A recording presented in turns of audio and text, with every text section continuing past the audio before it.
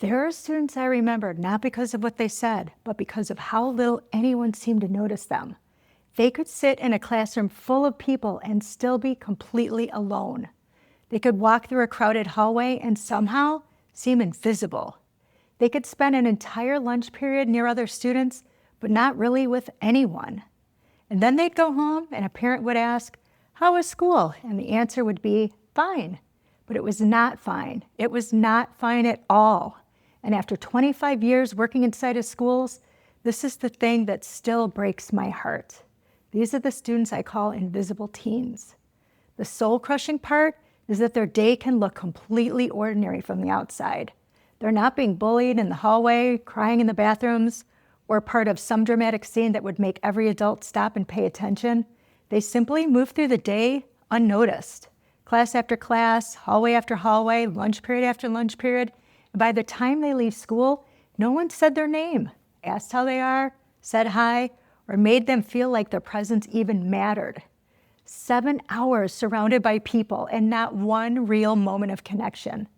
That's what I mean by invisible. And the first time I really saw it, I remember thinking if I had not been paying close attention, I would have missed it. I remember one of the first times I really saw this clearly.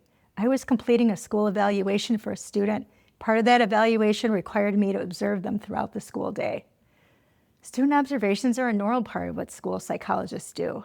We observe students in different school environments because we're trying to understand their strengths, weaknesses, and how they actually function in school.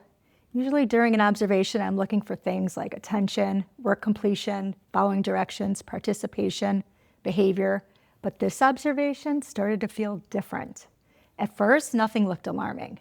Student came into class, sat down, did what they were supposed to, didn't cause a problem, didn't draw attention. But by the end of that first class, something was bothering me. No one had spoken to them. I told myself not to overthink it, because one class doesn't tell the whole story. Maybe they didn't have close friends in that class. Maybe the atmosphere of that class was quieter. Maybe it was just that period. So I observed another class. Same thing. The student entered quietly, sat quietly, worked quietly, left quietly. No side conversation, no quick smile from a classmate, no one leaning over to ask a question, no teacher calling their name. Now I was paying closer attention, because one quiet class could happen to any teenager. 2 quiet classes made me wonder. But after I observed the student across multiple academic classes over several days, I started to realize something that made my stomach sink. This was not a class issue. This was their day. Still, I wanted to be careful not to jump to conclusions. Academic classes can be structured. Students may not talk much. Some teachers run very quiet classrooms. So I thought, let me watch the students somewhere less structured, somewhere where there's more movement, more noise, more natural interaction. So I went to their gym class, and I expected gym to change the story. Because even when students are quiet in academic classes, gym usually creates some kind of interaction, a partner, a teammate, a quick comment, someone saying, "Your turn," someone laughing, someone noticing. That's not what happened. The student moved through the gym class the same way they did everything else, present, cooperative, doing what they were supposed to, still separate. That was the moment I knew I had to see lunch. Because if you really want to understand a student's social world in high school, lunch tells you a lot. Lunch is different.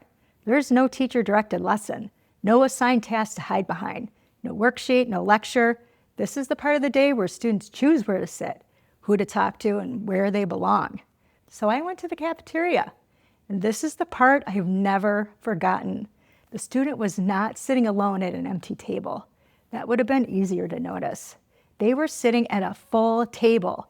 Every seat was taken. The cafeteria was loud. Students were talking, laughing, eating, checking phones, moving in and out of conversations. And from a distance, it looked normal. But when I watched closely, I saw what was really happening. The conversation moved around the student, never towards them. No one asked them a question. No one looked for their reaction. No one made space for them in the discussion. They ate their lunch quietly in the middle of the full table, surrounded by people, completely alone. And when lunch ended, the students stood up, threw away what needed to be thrown away, and walked out of the cafeteria without saying a word. and no one said a word to them. That's what stayed with me. Not because something dramatic happened, but because nothing happened. No cruelty, no scene, no obvious emergency, just an entire school day where a student was present, compliant, surrounded by people, and almost completely unacknowledged. And I remember thinking, if I hadn't been specifically watching, I would have missed it. Now, I need to stop here for a second, because what I just described, that's the part that most people see. But there's something I've never talked about publicly before, something I've learned after 25 years of watching these students about what is happening at home while all of this is unfolding at school. And if you're a parent of a teenager, this next part is the reason that I made this video. Stay with me. Here's what I really need parents to understand. Invisible teens usually do not look like they're struggling. They look easy. They look independent. They look like the kid that you don't have to worry about. And that's exactly why they're missed. Because when a teen is acting out, adults notice. When a teen is failing, adults notice. When a teen's angry, loud, or falling apart, adults start asking questions. But this teen is quiet. This teen follows the rules. This teen says, fine, every time you ask. And after 25 years of sitting across from teenagers who eventually told me the truth, I've learned something parents need to hear. Fine is not always fine. I also want to be clear. I'm not saying that every quiet teen is an invisible teen. Some teens are introverted, independent, or truly happy with a small social world. What I'm asking you to notice is not personality, it's pattern. And here's how this can show up at home. Your teen comes in, drops their bag, grabs their food. You ask how school was, fine. You ask if anything happened, not really. You ask about a class, a test, or homework. They answer just enough. Short, accurate, done. Then they go to their room. And because there's no drama, you think, we're okay. But I want you to ask yourself one question. When was the last time your teen mentioned a friend by name? Not my friends, a name, a specific person. A story that included somebody who seemed connected to them. Because invisible teens do not bring home stories. Not because nothing happened at school, but because nothing happened to them. Conversations happened around them. The plans were made without them. The lunch table was full, but the connection never reached them. And they're not going to come home and announce that.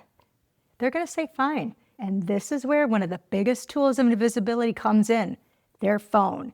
And here's the thing about the phone that many parents don't realize. For some invisible teens, the phone isn't just entertainment. It's a shield. It gives them somewhere to look, something to do with their hands, a way to avoid eye contact, small talk, or the pain of waiting for someone to speak to them and having nobody come. When a student walks into the cafeteria alone and immediately looks down at their phone, other students read that as, do not approach me, I'm busy, I'm fine. And the painful part is, the world believes it. The phone can make loneliness look like a choice. It can make isolation look like independence. And for a teen who feels socially unsure, that can feel like relief. But relief is not the same thing as connection. Every time they disappear behind that screen in a social moment, they avoid the pain, but they also miss the possibility. A quick hello, a small joke, someone asking, what did you get for number 3? A look across the table that says, I get you. These moments may seem tiny, but for a teenager learning how to belong somewhere, they're everything. But the phone is not the only thing that's changed. The world's changed too. We've built a life where human interaction is optional. Self-checkout, kiosks, mobile ordering, packages at the door, texting instead of calling. For most of us, that is convenience. But for the invisible teen, it can become permission to keep shrinking, permission to get through the day or the week with fewer and fewer real interactions. Because they're still functioning, still going to school, still answering your questions, no one realizes their world is getting smaller. That's the part that parents need to notice. Because connection is like a muscle, and when a teen stops using it, it gets weaker, and eventually they may be avoiding connection because they no longer know how to reach for it. But before I tell you what to do, I want to tell you what not to do. Because if you've watched this and are thinking, wait, this might be my kid, please do not walk into the room tonight and start interrogating them. Do not say, do you have any friends? Do not say, why don't you ever go anywhere? Do not say, you need to put yourself out there. I know these questions can come from love, but to a teen who already feels disconnected, they can land like criticism. They can sound like something's wrong with me. So instead of coming in with panic, come in with curiosity, not interrogation, curiosity. Try asking, how is lunch going so far this year? Who'd you talk to today? They may still say fine, but they'll feel the difference. They'll feel that you're not just checking grades, you're looking for them. So what do you do to help your invisible teen? Sometimes it doesn't take as much as we think to help a teen feel less invisible. Here's the truth about invisible teens. They're not waiting for transformation. They're waiting for one person, one small bridge. That's it. One repeated place, one situation where someone expects them and notices if they show up, where they don't have to conjure up connection out of thin air, where it's built in, structured, and guaranteed by simply showing up. A club, a team, a job, a volunteer role, a group where the reason to talk already exists.